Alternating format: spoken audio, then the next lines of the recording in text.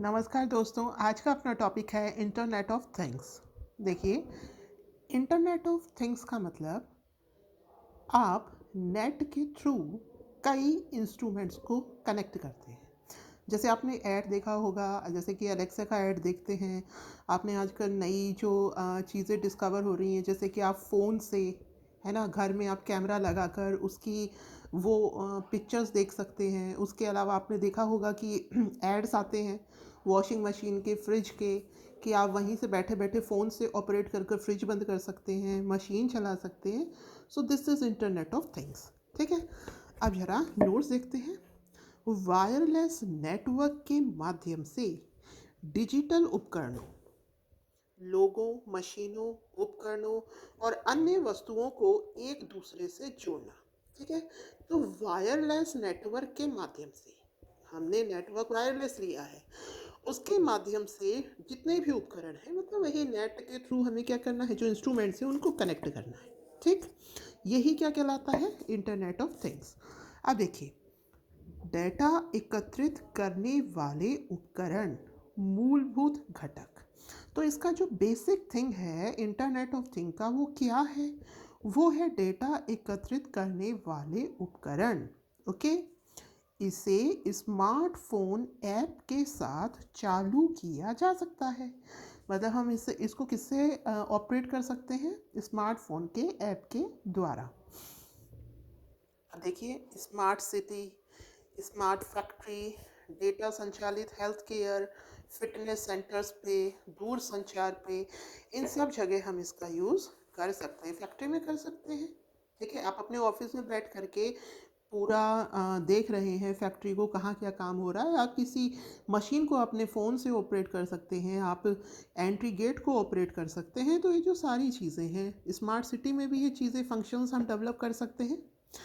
अब देखते हैं कि भारत में इंटरनेट ऑफ थिंग्स की पहले, तो देखिए 2015 में भारत के इलेक्ट्रॉनिक्स और सूचना प्रौद्योगिकी मंत्रालय ने इंटरनेट ऑफ थिंग्स नीति दस्तावेज का पहला मसौदा जारी किया। कब कर दिया था, 2015 को ही कर दिया था। 2015 सरकार ने स्मार्ट सिटी मिशन भी लॉन्च किया। ठीक है, जिसमें हम किसका यूज़ करेंगे, इंटरनेट ऑफ थिंग्स का। राष्ट्रीय डिजिटल संचार नीति 2018, वो भी इसी से संबंधित है।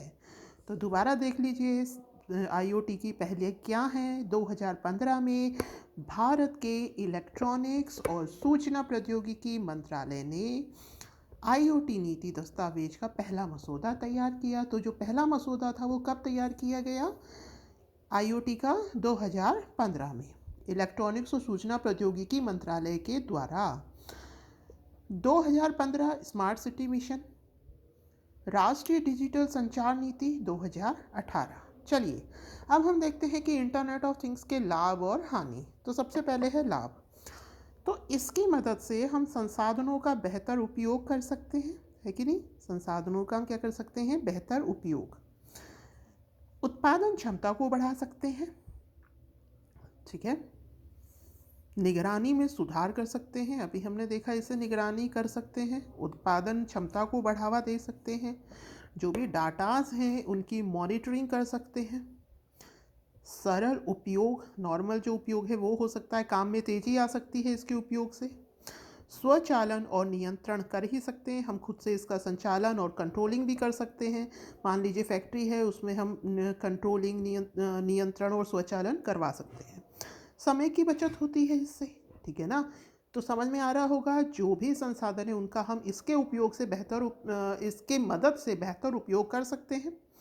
उत्पादन क्षमता को बढ़ा सकते हैं। ठीक है ना, जब हम आईओटी से मशीन्स को चलाएंगे तो उत्पादन क्षमता बढ़ेगी।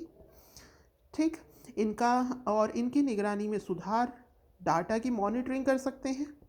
ठीक है, इसकी मदद से और भी कई इसके सरल उपयोग हैं। काम में तेज़ी कर सकते हैं, स्वचालन और नियंत्रण कर सकते हैं, समय की बचत कर सकते हैं। ठीक है, अब है इसकी हानि। इसके संचालन में जटिलता होती है। सबसे इम्पोर्टेंट थिंग क्या है इसमें, इंटरनेट वो प्रॉपर आना चाहिए, है ना। सुरक्षा से समझौता। अब इसमें साइबर अटैक वगैरह कई चीज़ें हैं, सुरक्षा से समझौता करना पड़ेगा। टेक्नोलॉजी पर निर्भरता बढ़ती है, ठीक है, आप हैबिचुअल हो जाएंगे टेक्नोलॉजी के। जब आप इतने इजी वे में बैठे बैठे ये सारे सिस्टम्स ऑपरेट करने लगेंगे तो डाटा हैक होने का खतरा बढ़ता है। अब आप किसी कंपनी में काम कर रहे हैं, आप वहाँ आईओटी का यूज़ कर रहे हैं पूरी कंपनी को चलाने में, तो डाटा पूरे आपके उसी में ही हैं, तो उसके हैकिंग का भी खतरा बढ़ता है। विभिन्न प्रकार के उपकरणों से कनेक्शन स्थापित करने में मुश्किल आती है। अब आप एक को अपने फ़ोन को कई उपकरण से, मान लीजिए आप सीसीटीवी कैमरा भी जोड़ रहे हैं, आप उससे अपना फ्रिज भी जो आईओटी वाला आ रहा है उसको कनेक्ट कर रहे हैं, तो आपको कई जो इंस्ट्रूमेंट्स हैं उनको करना पड़ेगा, तो इसमें थोड़ी मुश्किल आ सकती है। और अगर मान लीजिए उस कनेक्शन के दौरान कोई बग आ गया, ओके, एरर आ गया, तो आपका जो इंस्ट्रूमेंट है वो ख़राब भी हो सकता है, ठीक है। तो ये थे इसके लाभ और ये थे इसके हानि। अगला अपना टॉपिक होगा ओटीटी प्लेटफॉर्म। तब तक के लिए धन्यवाद। Have a nice day.